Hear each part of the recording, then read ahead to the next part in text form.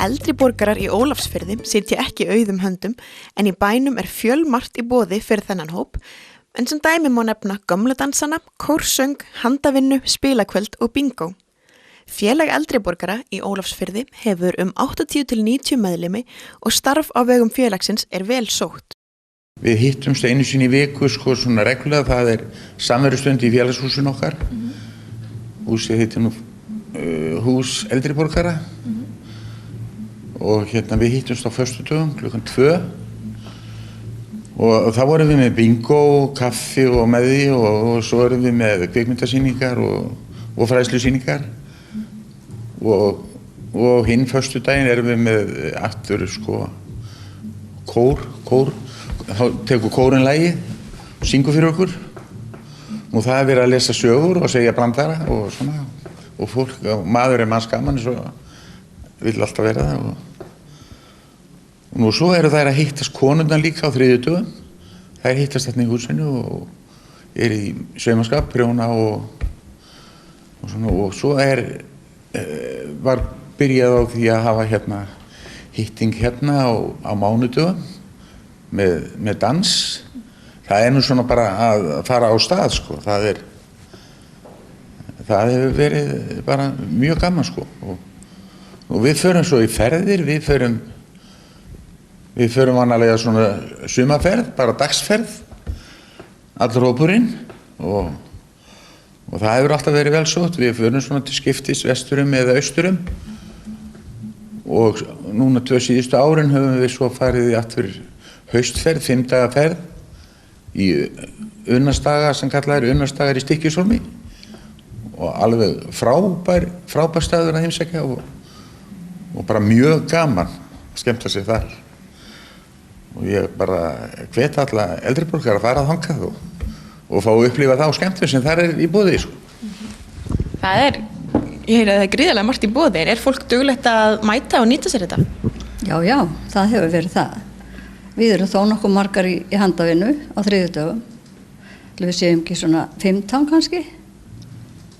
Og við höfum gert okkur það til gamans að borga 100 kall í bauk.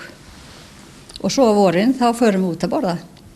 Hverju skiptir það að vera með svona gott og virkt eldriborgarastarf í þeim bænum? Jú, það skiptir miklu máli því og við höfum til að mynda tekið að okkur félagarnir í félagi eldri borgara að sjá náttúrugripasafnið yfir sumarið. Þá stöndum við vaktina, þetta frá byrjun júní og fram í endan september, endan ágúst, já.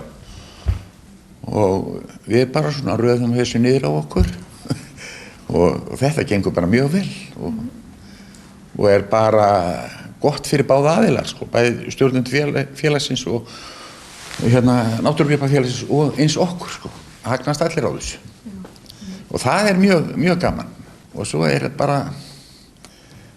nú bara þannig að maður manns gaman og við bara njótum okkur vel að vera saman og tala saman. Og það rosalega gott fyrir fólk sem farið að eldast að geta hist og drifið sig út af heimilinu og spjalla og drukka kaffi. Hvað gefur það manni að taka þátt í starfinu? Mér finnst bara við vera eins og ein fjölskylda og það mjög ánægilegt og svo tölum kórinn okkar.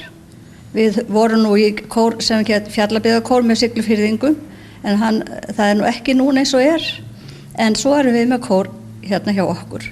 Valdimar Stengriðsson kórstjóri eða spila fyrir okkur og það mjög gaman og við höfum sungið svona þegar yfir þorrablót og jóla skemmtuninn og svona. Kórinn okkar, hann bara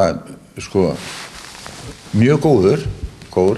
Það mætti svo sem vera fleiri kallarættir í honum, ég ekki að segja það, en þessar konur og þessir kallar sem þarna, þau eru búin að skemmta okkur alveg mjög mikið í gegnum tíðina og þær eiga svo sannarlega þakkarskilið fyrir það. Starfið svo aftur bara svona venjulegt, við skiptumst á að sjá kaffið og svona, það skipað 2 manneskjur í kaffinefnd og þær taka 2 föstudaga í einu, 2 föstudaga og þá taka aðra 2 við og þetta bara eins og ein stór fjölskylda. Þetta gengur bara alveg vel smurt.